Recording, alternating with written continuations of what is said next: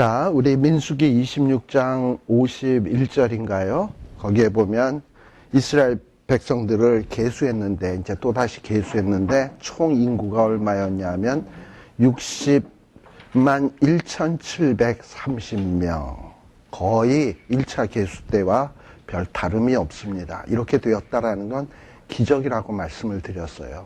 나일강은, 그야말로 나일강 유역의 고센 땅은 그야말로 비옥하고 풍족한 곳인데도 그만큼 60만 정도 인구 늘어난 것이 애굽 사람들이 볼 때는 놀라운 일이었는데, 광야같이 척박한 곳에서 이렇게 인구가 늘어났다라고 하는 것은 이건 엄청난 하나님의 놀라운 축복입니다. 뿐만 아니라 광야에서 여러 사람들이 하나님을 대적하다가 죽는 일들이 있었잖아요. 뭐 예를 들면은 금송아지 사건 때도 그랬고, 고라의 자손들도 그랬고, 그리고 뭐 또 불평하다가 원망하다가 막 불이 나와서 죽은 사람도 있고, 또 바알 부월산에서 미디안 여인들과 음란한 행위를 하고 우상 숭배하다가 24,000명이 죽기도 하고, 그런 것 치고서는 이만큼 남았다고 한다면 이건 기적이에요. 자, 그런데 52절서부터는 이제 분위기가 확 바뀌어지면서 이미 가나안 땅에 들어간 것처럼 이제 이야기가 전개되는 이야기가 나오게 됩니다.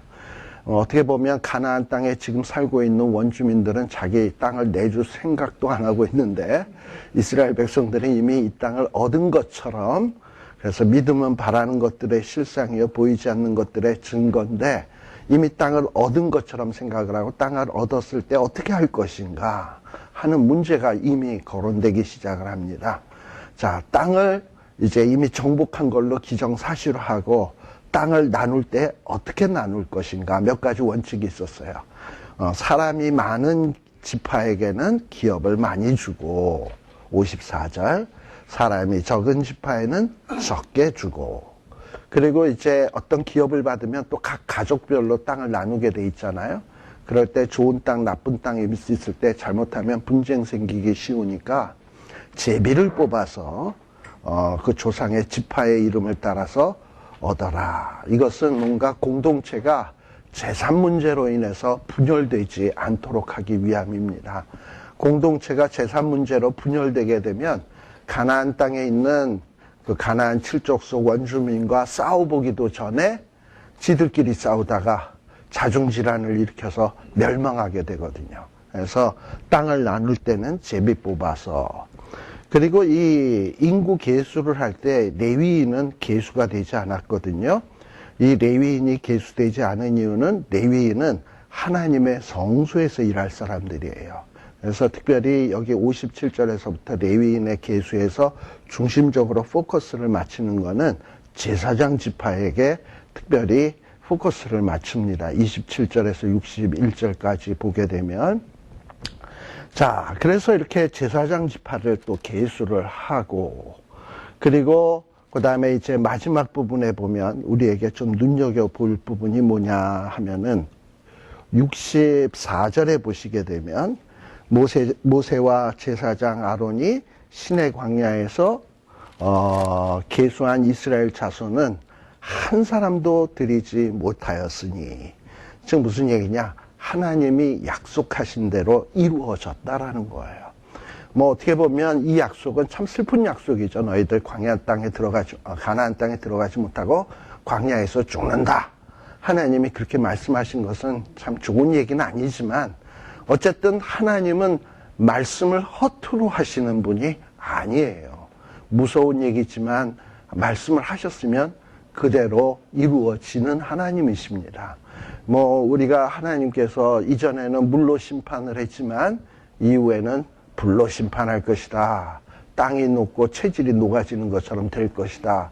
뭐 결코 우리가 생각할 때 기쁜 얘기는 아니지만, 하나님이 그렇게 베드로를 통해서 말씀하셨으면 그 일은 반드시 이루어지게 돼 있습니다. 왜냐? 하나님은 신실하신 하나님, 말씀하신 것을 꼭 이루시는 하나님이시니까. 심지어는 어떠하냐, 65절에도 보면 이는 여호와께서 그들에 대하여 말씀하시기를 그들이 반드시 광야에서 죽으리라 하셨습니다. 이렇게 말씀을 하셨기 때문에 말씀하신 대로 돼요. 하나님이 말씀하신 대로 되는 게 선이라 그랬습니다. 하나님은 선한 하나님이시기 때문에 반드시 그렇게 돼요. 근데 반면에 또 65절 하반절에 보게 되면 여분네의 아들 갈렙과 눈의 아들 여호수아 외에는 한 사람도 남지 아니하였더라. 여호수아와 갈렙은 또 왜 안 죽었냐? 그렇게 또 말씀하셨거든. 그러니까 무서운 약속도 이루어지지만 또 누구는 안 죽는다 그랬으면 그 약속도 이루어지는 거야. 우리가 성경에 보게 되면 요엘서에 보게 되면 주의 이름을 부르는 자는 구원을 얻으리로다. 우리 애들 가스배송에도 있죠. 주의 이름을 부르는 자는 구원을 얻으리로다. 이거 가스배송 있는데 주의 이름을 부르는 자는 구원을 얻으리로다. 이것도 약속이에요. 그러니까 우리가 정말 진심으로 주님의 이름을 부르면 하나님의 어떤 무서운 환난 심판에서도 구원을 얻으리로다 약속을 했으면 그 약속은 이루어져요. 설사 우리가 죽는다? 뭐 부활시킬 것이니까 뭐 걱정할 게 없어요. 네. 자, 이러면서 뭔가 이스라엘 백성들이 참으로 이렇게 하나님의 약속하신 대로 신실하게, 하나님이 신실하게 죽을 자는 죽고 살 자는 살았는데, 그렇게 엄청 많은 사람이 죽었는데도 60만이 넘어가는 것은 하나님의 기적이었다. 자, 그러면서 27장서부터가 민수기 제2부에 해당하는데요.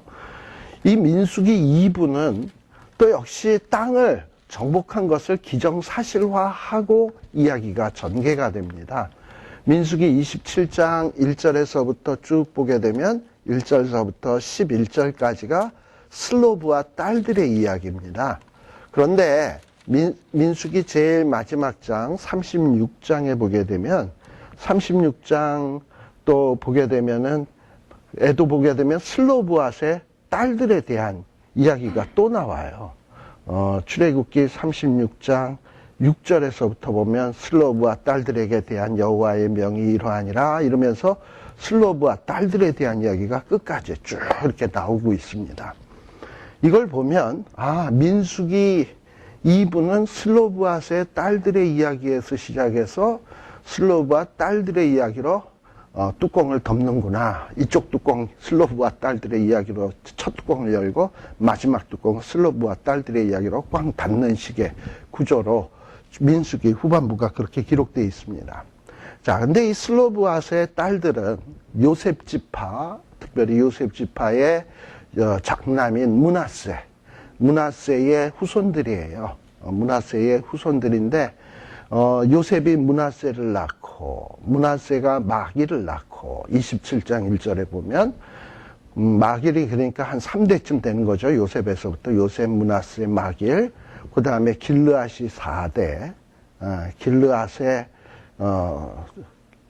4대, 헤멜 5대, 슬로브앗 6대, 딸들 7대. 그렇죠? 7대에 거쳐서 지금 이 족보가 나오고 있습니다. 이 얘기는 지난 시간에 좀 안 얘기한 것 같은데, 우리가 알다시피 애굽 땅에서 출애굽을 할 때 몇 대 만에 나온다 그랬죠? 4대 만에. 그러니까 아마 요셉, 므낫세, 그 다음에 마길, 요 정도가 살아있는 가운데서 나오지 않았을까 싶어요. 그죠? 마길이나 길르앗 정도. 그 정도에서 이렇게 나왔는데, 나와서 헤벨을 낳고, 슬로브앗을 낳고, 그 다음에 그 딸들을 광야에서 낳지 않았겠어요? 그러니까 하나님이 출애굽을 하게 된 것도 400년 만에 나온다라는 건 맞죠? 그리고 나와서 40년 만에 한 3대 정도 또 인구가 생겼다라고 하는 것은, 부모의 죄로 인해서 3, 4대까지 그 죄가 가리라 했으니까, 광야 40년 동안 고생했으니까, 부모의 죄 때문에 고생한 것도 우리가 짐작할 수 있습니다. 아무튼 이런 식으로 해서 그렇게 요셉 지파의 므낫세의 자식 가운데 한참 내려가다 보면 슬로브앗이라고 하는 남자가 있었는데, 이분이 딸들만 여럿 낳아놓고 그만 덜커덕 죽어버렸어요. 자, 이 죽다 보니까 물론 슬로브앗은 아직 가나안 땅에 땅을 얻은 건 아니에요. 그런데 이 딸들이 벌써 걱정하는 것은 얻지도 못한 땅, 우리는 딸들이니까 아예 얻지도 못하는 거 아닌가, 이게 걱정되는 거야. 그렇다면 우리 아버지도 분명히 출애굽을 한 거고 광야 생활을 한 건데 죽었는데 그럼 우리는 땅에서 땅을 못 얻나? 그래가지고 딸들이 이 모세와 제사장 엘르아살 그리고 백성들의 그 두령되는 이런 회중의 장로들 앞에 서가지고 3절 우리 아버지가 광야에서 죽었는데 근데 우리 아버지가 죽은 것은 고라처럼 반역의 무리에 들어서 죽은 게 아니고 그야말로 다른 사람이 죽는 것처럼 그냥 이렇게 죽은 건데 그런데 아들이 없고 딸만 낳았는데 그렇게 되면은 우리는 땅 못 받는 거냐. 그리고 우리 집안은 땅 없이 이 다른 집안은 다 땅이 있는데 우리 집안은 이걸로 끝이냐. 그러니 우리 아버지의 형제 중에서 이 형제들도 아직 땅은 받지 못했어요. 그러나 이제 앞으로 받을 거예요. 근데 아버지는 없으니까 형제끼리만 이미 커다랗게 땅을 정했을 거 아니야. 그 정한 중에서 우리 아버지 몫으로 우리 딸들에게도 줘야 되지 않냐 하고서는 이 슬로브앗의 딸이 이야기를 하게 되는 겁니다. 자, 근데 이런 문제에 대해서 모세는 공부도 많이 하고 지도자 수업도 했으니까 그냥 자기가 턱 대답할 수도 있는데 참 모세의 훌륭한 점이 뭐냐면 5절에 보면 그런 어떤 문제점이 있으면 꼭 하나님 앞에 품한다는 거예요. 하나님 앞에 물어본다라는 거예요. 하나님, 이를 어쩌면 좋겠습니까? 했더니 아마 하나님께서 답을 주시기를 7절부터가 그 답인데 슬로브앗의 딸들의 말이 옳으니 여기 옳다라는 말은 히브리어로 켄이라는 말을 쓰는데요. 이 말은 어떤 뜻이냐면 거의 의로울 정도로 옳다라는 그런 뜻이에요. 참 이것은 정당하고 의로운 일에도 해당되는 말이다라는 거예요. 왜 이렇게 하나님께서는 슬로브앗의 딸들을 옳게 생각했냐? 그리고 그들에게 기업을 주고 있느냐? 하나님은요, 하나님이 주시는 기업, 장자권, 축복, 하나님이 주시는 것들을 소중히 여기는 자를 기뻐하십니다. 그리고 하나님은 뭘 싫어하시냐? 하나님이 축복을 주시려고 뭐 기업을 주시려고 하고 뭐 장자권을 주시려고 하고 좋은 걸 주시려고 하는데 그것에 대해서 그까짓 것 그딴 거 가져서 뭐래 돈이 있어야지 이렇게 생각하는 자 싫어하십니다. 이 슬로브앗의 딸들은 그야말로 하나님이 주시려고 하는 것에 대한 거룩한 집념이 있었어요. 이것이 귀하다는 거예요. 그래서 이 가나안 땅은 누구의 것이냐? 지금 슬로브앗의 딸들의 이야기로 시작해서 가나안 땅 끝나는 게 슬로브앗의 딸들의 이야기로 끝나잖아요. 마침내 이 민수기는 가나안 땅에 들어가서 땅을 정복하고 싸워서 정복하는 게 이게 사명인데 이 사명은 누구에 의해서 완수되느냐? 하나님이 주시려고 하는 것에 대해서 소중히 여기고 거기에 대해서 집념을 보이는 자에게 주신다는 거예요. 그것을 보여주기 위해서 뭐 보통 아들들이 땅 받는 건 당연하지. 그런데도 불구하고 딸들도 이렇게 거룩한 집념을 보이는 자들에겐 땅이 마땅히 주어진다라는 것을 보여주기 위해서 슬로브앗의 딸들의 이야기에서 시작해서 슬로브앗의 딸들의 이야기로 끝나게 되는 겁니다. 자, 이렇게 하나님은 어느 지파에게 땅을 주면 그 지파가 그 땅을 잃어버리지 않기를 원해요. 지키기를 원해. 우리 찬송가에 보면 나의 영원하신 기업 생명보다 귀하다라는 찬송이 있잖아요. 그것처럼 하나님은 하나님이 맡기신 기업, 그 기업을 정말 생명보다 귀하게 여기고 지키기를 원하십니다. 근데 성경에서 말하는 이 기업이라고 하는 것은 두 가지 의미가 있어요. 첫째는 뭐냐면 기업은 하나님이 주시는 축복이요 선물입니다. 그냥 하나님이 준 거예요. 근데 그냥 주셨으니 이건 선물이요 축복 맞는데 하나님이 땅 줬으니까 땅을 기업으로 줬으니까 이거 가지고 나 혼자서 잘 먹고 잘 살아라 이게 끝인가? 아니에요. 이 기업을 주신 데는 또 하나의 의미가 있어요. 이 땅을 주었으니 이 땅을 미천루로 해서 네가 하나님이 기뻐하시는 일을 하기를 원하시는 거예요. 마치 신약 성경에 보게 되면 달란트 비유 아시잖아요. 주인이 먼 길을 떠나면서 종들에게 1달란트, 2달란트, 5달란트를 맡기고 갔습니다. 그거 가지고 떡 사 먹고 잘 쓰고 잘 놀아라 하고 주고 간 거 아니에요. 그걸 맡기시고 그걸 가지고 너가 한번 지혜롭게 잘 활용을 해보기를 원하셨습니다. 1달란트 받은 사람은 그냥 1달란트 받은 거 잃어버리지 않고 그냥 그대로 땅속에다 묻어놨죠. 이게 하나님이 원하시는 게 아니에요.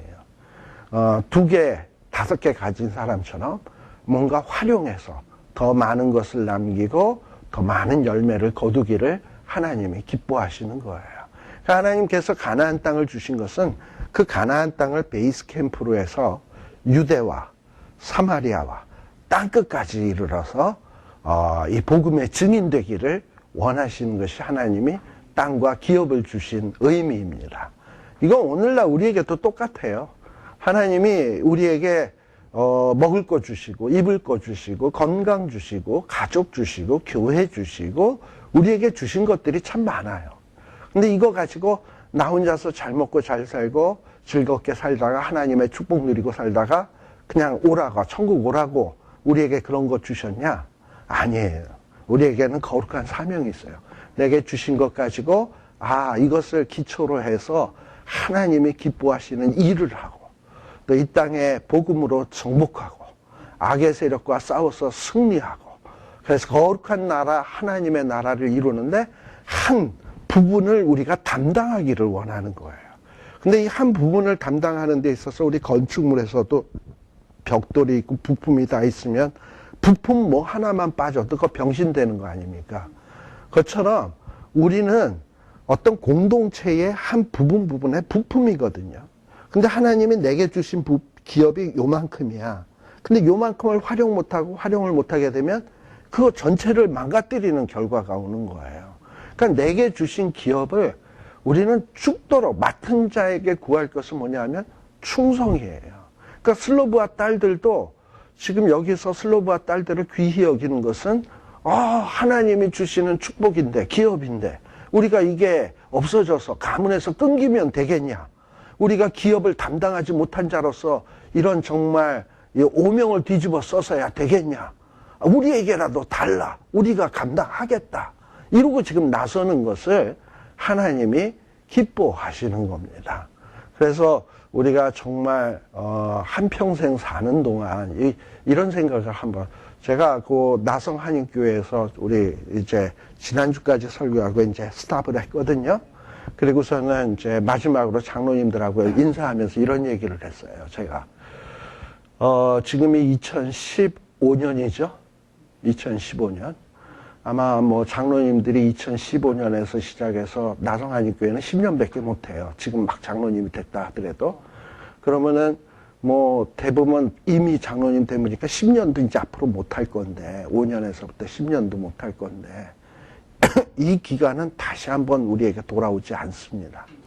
2005년에서 15년 요 기간 동안이 내가 일할 수 있는 유일한 시간이에요. 교회 장로로서. 그렇죠? 그리고 우리도 마찬가지고 지금 우리가 뭐 천년만년 살 거 아니잖아요. 2015년에서부터 끽 살아야 여기서 2015년, 2115년까지 살 분은 안 계신 것 같으네. 그렇죠? 100년을 못 살 거거든요. 지금 암만 뭐 우리가 뭐 난다긴다 하더라도 2115까지는 여기 안 살아 계실 거라고, 다 갈 거라고. 그러면 우리는 분명히 요 기간 안에서 살 건데, 요 기간에서 하나님이 내게 맡기신 역할이라는 게 있는 거거든요. 뭐 여러분들 각각의 교회에서 하는 역할이 있을 것이고, 또 여러분 직장에서 하는 역할이 있을 것이고, 가정에서 하는 역할이 있을 것이고, 이게 하나님이 내게 맡기신 기업인 거예요. 이 일이 대단하든 대단하지 않든 간에. 근데 하나님은 대단하냐 대단하지 않으냐를 보시는 게 아니라 내게 맡긴 거에 대해서 얼마나 충성을 했느냐를 보시는 거예요. 2달란트 받은 사람하고 5달란트 받은 사람이 만일에 5달란트 받은 사람이 5을 안 남기고 3이나 4을 남겼다면 어떻게 됐을까? 그리고 2달란트 받은 사람은 2달란트 남겼으니까 많이 남긴 거는 5달란트 받은 사람이 많이 남긴 것 같지만 제가 볼 때는 하나님 앞에 칭찬 못 받을 것 같아요. 왜냐하면 그 사람은 5을 받았으니까 5을 남겨야 100%야. 2달란트 받은 사람은 2달란트 남긴 게 100%인 거야. 100% 충성한 거야. 근데 5 받은 사람이 3밖에 안 남겼다. 물론 둘 받은 사람보다 3을 남겼으니까 하나 더 남긴 거니까 많이 남겼다고 할 수 있겠지만 하나님이 보실 땐 그건 충성이 아닌 거예요. 그러니까 내게 조금 일을 맡겼으면 하나님이 내 알을 아시고 이 정도만 맡기셨구나. 그러니까 거기에 충성하면 되는 거예요. 많이 줬으면 그만큼 책임도 큰 거예요. 그러니까 분명히 우리에게 제한된 시간 안에서 얼마나 충성했는가. 그러니 뭐 주어졌을 때, 기회가 주어졌을 때, 충성하는 거, 충성하다 가는 거. 이게 얼마나 보람된 일이겠습니까?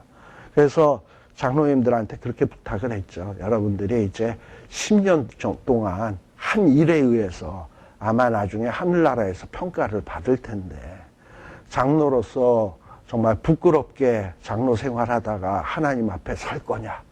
충성해서 착하고 충성되게 일하다가 하나님 앞에 설 거냐?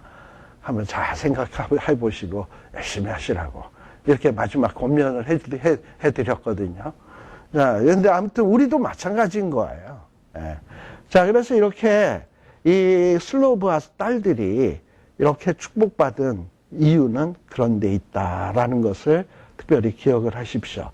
자, 그런데 이 슬로브아스의 딸들이 이제 딸들의 문제로 이제 이 기업을 어떻게 할 것인가 하는 문제에 대해서 이 7절에서부터 이 하나님께서 모세를 통해서 어떤 지침을 주십니다. 자, 만일에 아들이 없는 경우에는 어떻게 해야 되냐? 아비의 형제 중에서 그들에게 기업을 주어 얻게 하라. 딸들에게 기업을 주어서 얻게 하라. 그러면서 이제 8절에 보면 아들이 없거든 기업을 누구에게 주냐? 딸에게 주고, 딸이 없을 경우에는 누구에게 주냐?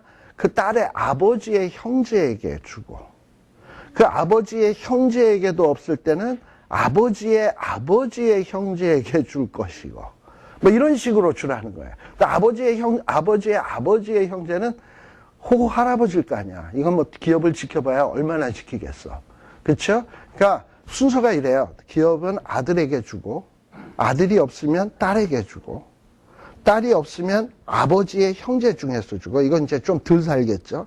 근데 형제도 없으면 그 아버지의 형제에서 주고. 그래서 가능하면 기업을 오랫동안 지킬 만한 사람에게 기업으로 물려주라는 거야. 그러니까 여러분들이 나중에 재산을 상속할 때도 뭐 줄 게 있어야 상속을 하지.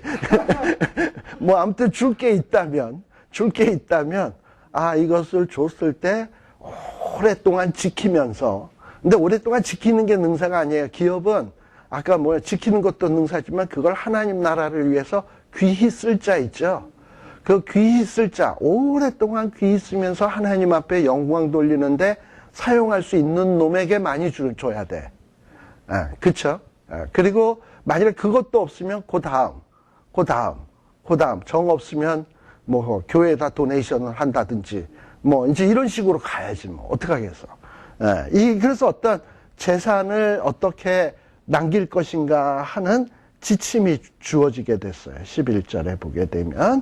자, 이러면서 슬로브아 딸들에게 이렇게 지침이 딱 내려집니다.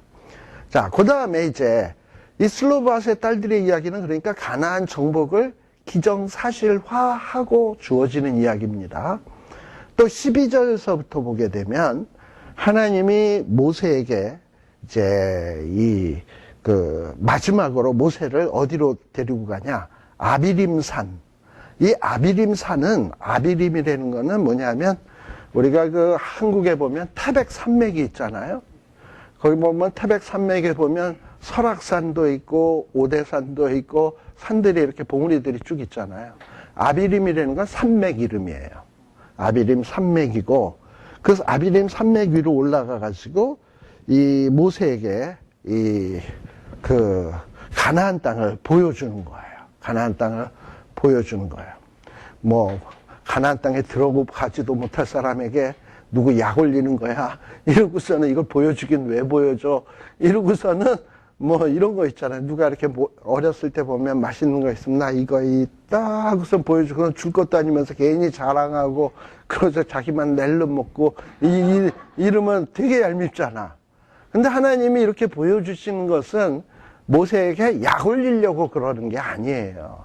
봐라, 모세야, 내가 너 호렙산에서 안 가겠다, 애굽에 안 가겠다 그러는 거를 내가 가라 그랬지.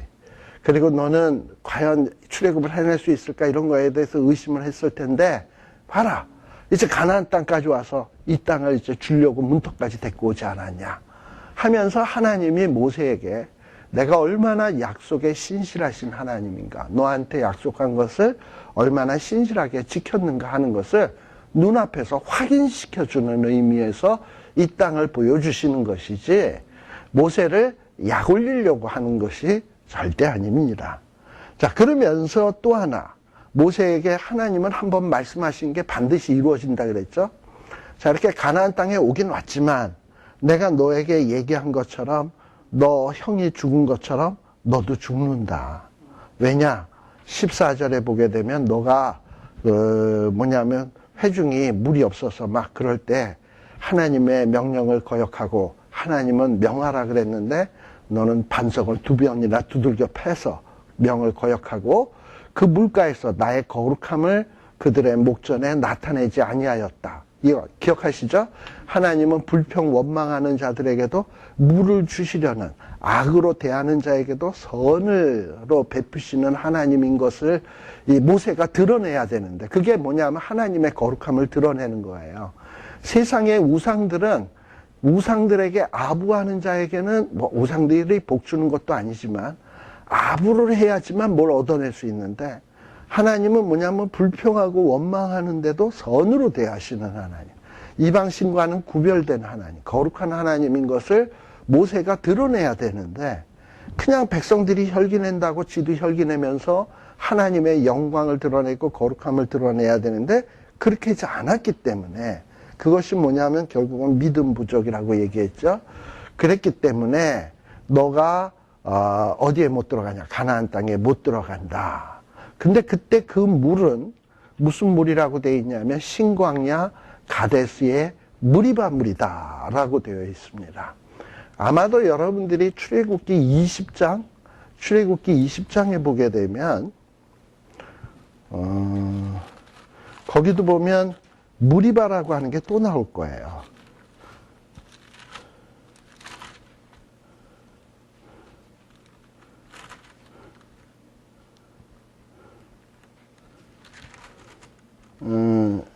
출애굽기 20장이 아니라 17장인가?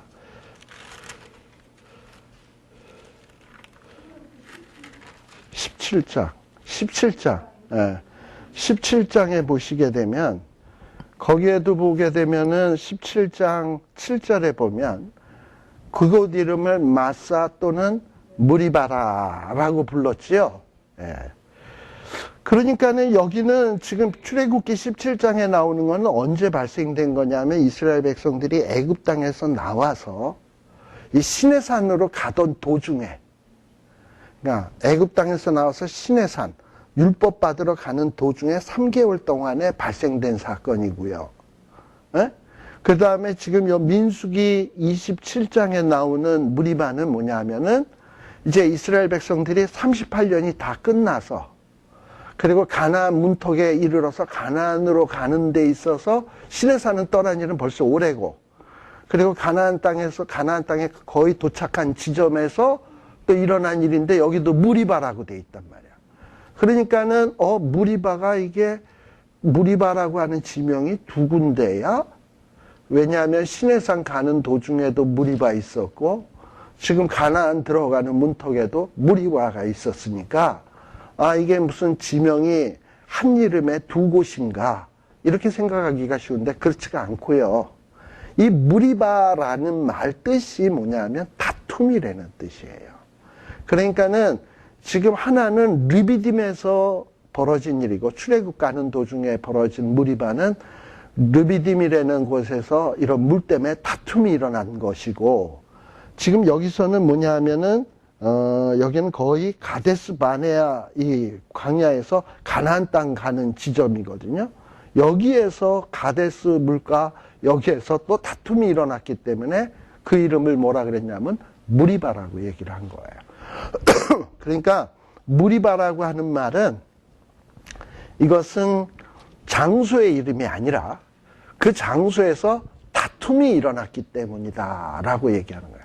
그래서 이 무리바라고 하는 이름이 사용된 것은 이 르비딤에서도 일어났고, 지금 여기 민수기 27장 14절 끝에 보게 되면 신강야 가데스에서도 무리바라는 말이 사용되고 있는 거예요. 이거를 뭐 꼼꼼히 보지 않았으면 이것도 뭐 별 신경도 안 쓸 그림인데, 근데 이제 무리바가 나오면 이전에 좀 봤던 사람은 이전에 무리바 있었던 것 같은데 왜 또 여기가 무리바 같은 장소인가, 또 뭐 이게 이제 혼동이 될 것 같아 가지고 그냥 제가 지금 말씀을 좀 드렸습니다. 그러니까 이게 장소는 다른 장소인데 똑같이 물 때문에 불평이 일어났기 때문에 이름을 무리바라고 하는 것이다 라는 것을 이해를 하시면 될 것 같아요. 자, 그런데 하나님이 어쨌든 이 가데스 무리바에서 모세에게 뭐라고 얘기를 한 거냐? 너 죽는다. 누구처럼? 아론처럼. 아론처럼 죽는다.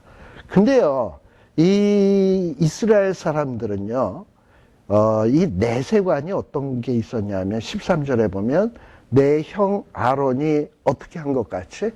돌아간 것 같이. 그러니까 왔던 곳으로 다시 돌아가는 거죠.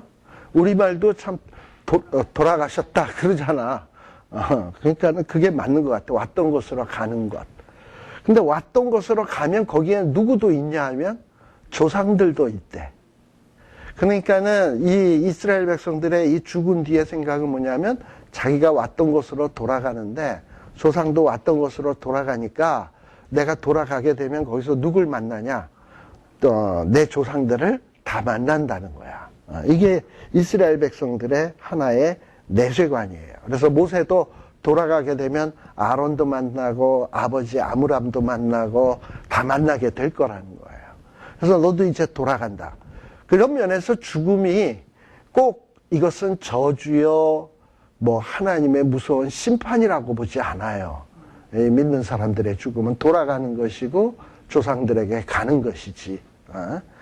자, 그런데 아무튼 죽는다라는 건 썩 유쾌한 일은 아니지 않습니까? 근데 이렇게 하나님이 죽는다 이러면은 우리 같으면 어떻게 해야 될까요? 하나님, 누구 가나안 땅 보여주기만 하고 누구 약 올리는 겁니까? 땅이라도 밝게 해 주옵소서. 가서 1년만이라도 좀 살게 하여 주시옵소서. 그것도 못 해줍니까? 이제 이러고서는 그거 애걸복걸 할 거 아니에요. 그거 내가 한만 좀 반석을 2번 쳤기로서니 이렇게까지 나에게 가혹하게 내가 지금 이렇게 충성을 했는데 나에게 이렇게 가혹하게 대할 수가 있겠습니까? 하고 모세가 하나님 앞에 애걸복걸하고 때를 쓸 수 있을 것 같은데, 우리가 보통 치명적인 병이 걸리면 어떻게 됩니까? 하나님 2년 3년만 살게 해주옵소서. 내가 정리해야 될 것들이 좀 있으니 2, 3년만 살게 해주옵소서. 이러고 그러잖아요.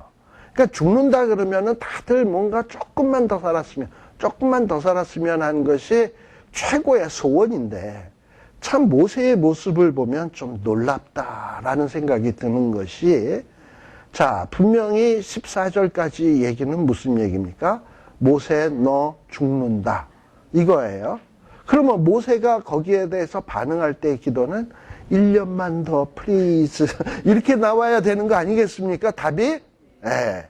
그런데 모세의 얘기는 무슨 얘기냐면 모든 육체의 생명의 하나님이시여, 즉 생명의 주인은 누구다? 하나님이다. 하나님이 필요하면 데리고 가는 거고 보내는 거고 필요하면 데리고 가는 거고 이런 거니까 이거에 대해서 내가 하나님 앞에 불평하거나 원망할 뜻 전혀 없다는 얘기예요. 그렇잖아요. 하나님이 생명 주시는 분이시니까.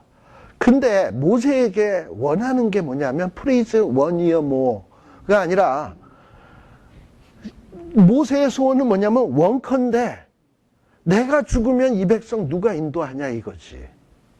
내가 죽으면 지금까지는 이 백성을 그래도 이렇게 이끌어 왔는데 내가 죽으면 과연 이 회중을 누가 인도하냐는 거지. 그러니 내가 죽은 다음에 정말 이 회중을 인도할 만한 한 사람을 세워달라. 그리고 이들이 17절에 보면 뭐라고 돼 있냐. 목자 없는 양같이 되지 않게 하옵소서. 양은요, 어떤 짐승들마다 주특기들이 좀 있어요. 토끼는 귀가 길고 뒷다리가 튼튼해가지고 뜀박질을 잘해요.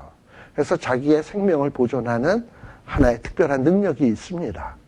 또 고슴도치는 걸음도 느리고 미련하게 생겼지만 온몸에 가시가 돋아 있어가지고 암만 사나운 짐승도 고슴도치를 어떻게 해할 수가 없어요. 심지어는 스컹크 같은 경우에는 방귀 뀌는 실력이 있어가지고 그거로라도 자기를 살 수 있는 방법을 모색을 해요. 그런 면에서 양은 자기를 보호할 수 있는 능력이 하나도 없는 짐승입니다. 그렇기 때문에 이 양은 목자가 없는 경우에는 이건 그냥 밥이야. 맹수들의 그냥 밥인 거야. 양들이 조금 살 수 있는 방법은 뭐냐? 무리를 지어 다닌다는 거예요. 근데 그나마 양들 가운데서도 목자가 없고 뭐 이럴 때는 양들은 어리석어서 그릇 행하여 각기 어디로 가냐? 지멋대로 가는 습성이 좀 있어요. 그러면 이거 죽는 거예요. 그러니까는 이 모세는 이스라엘 백성들을 딱 보니까 너무 잘 알겠거든. 양 같아. 자기를 보호할 능력도 없고. 그러니 이런 자에게 목자가 없으면 어떻게 될까? 이러고서 이걸 생각하니까 가슴이 답답하는 거야. 자기 죽는 거에 대해서는 걱정거리가 아니고 자기가 그동안 돌보았던 이 회중이 어떻게 될까? 이걸 걱정하는 사람이 누구냐면 모세다. 그런 면에서 이 모세야말로 어떤 참된 주님의 종의 모습이고 그리고 어떤 그 거룩한 공동체의 참된 지도자의 모습을 갖춘 사람이라고 볼 수 있어요. 오늘날의 목회자들 같은 경우에도 보면은 어떤 교회의 양떼들의 신앙과 그들의 삶과 그들의 어떤 영혼의 문제에 관심이 있기보다는 자기의 안일과 자기의 출세와 명예와 자기의 어떤 그런 것, 야심과 이루는데 더 목적을 가지고 있는 경우들이 많아요. 근데 그거는 참된 목자가 아니죠. 예, 그래서 성경에 보면 그런 자를 가리켜서 보통 뭐라 그러냐? 싹군이다. 뭐 이렇게 얘기를 하는 거잖아요. 근데 모세는 뭐냐 하면은 이렇게 회중을 자기가 죽는다 그러는데도 거기엔 관심이 없고 이 회중을 위해서 한 사람을 세워달라. 그래서 이 회중이 목자 없는 양과 같이 되지 않게 해달라라고 얘기를 하는 거예요. 이런 모습을 본 여호와 하나님께서는 모세가 얼마나 이뻐 보일까. 그러면서 모세의 이 고민을 덜어주기 위해서 하나님이 뭐라 그러냐. 야, 눈의 아들 여호수아는 내가 감동한 자야. 그러니까 염려 말다가 써. 그에게 안수하고 제사장과 회중 앞에 세워서 그 애를 지도자로 세워라. 위탁을 해라. 근데 그에게 뭘 주느냐. 모세의 존귀를 주라는 거예요. 모세의 존귀. 모세의 존귀라는 게 뭐냐면 모세는요, 아마 이스라엘에서 모세만큼 모든 전권을 다 갖고 있는 지도자는 없을 겁니다. 왜냐하면 모세는 어떻게 보면 왕권도 갖고 있고 제사장권도 갖고 있고 선지자권도 갖고 있는 자가 모세예요. 그런데 훗날에 보면 왕, 제사장, 선지자가 이게 다 구별되잖아. 이렇게 각기 왕권은 왕이 갖고 제사장은 제사장 이런 식으로 나누어지잖아. 근데 모세는 이걸 한꺼번에 다 가졌던 자예요. 그런데 이제는 모세가 죽고 나면 이 권세가 어떻게 되느냐. 여호수아는 일종의 정치적인 지도자고 종교적인 지도자는 누가 되는 거냐면 엘르아살이 되는 거예요. 아론 대신에. 그리고 누구의 권위가 사실 더 높으냐. 뭐 높다 낮다 하긴 뭐하지만 제사장의 권위가 정치적 지도자보다 높아요. 그래서 여기에 보면은 21절에서부터 보게 되면 여호수아도 누구 앞에 서야 되냐? 제사장 엘르아살 앞에 서야 되고요. 그리고 엘르아살은 여호수아를 위해서 하나님의 뜻을 가르쳐줘야 돼. 그럼 뭘 갖고 엘르아살은 가르쳐주냐? 엘르아살의 몸에는 우림과 둠밈이 있는데 그걸 통해서 하나님 앞에 뜻을 물으면 하나님이 뜻을 가르쳐주면 그 뜻을 여호수아에게 얘기를 해줘야 되는 거예요. 그러니까 최고의 하나님 앞에서 최고의 권위를 갖는 게 엘르아살. 그 다음에 여호수아. 이런 식으로 순서가 정해지게 되는 거예요. 그러나 어쨌든 여호수아가 정치적으로 이스라엘 백성들을 이끌어가는 지도자가 되기 위해선 모세가 가졌던 정치적인 이 권세, 이거를 여호수아에게 위임한다라는 것을 엘르아살 회중 앞에 다 모아놓고 공적으로 위임식을 거행하라는 거예요. 그렇게 해서 모든 회중이 이제 앞으로 우리의 지도자는 여호수아로구나 라는 것을 인식할 수 있게. 자, 그렇게 해서 그 위임식을 거하는 장면이 어디입니까? 22절이죠.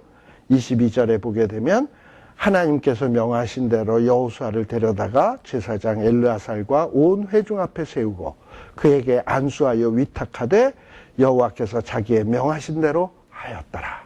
그래서 뭔가 가나안 땅에 들어가기에 앞서서 지금 하나하나 이미 믿음으로 가나안 땅을 우리에게 주신 것이다. 땅을 나눌 때는 제비 뽑아 나눈다. 그래서 분쟁이 없도록 한다. 많은 자에겐 많이 주고 적은 자에겐 적게 준다.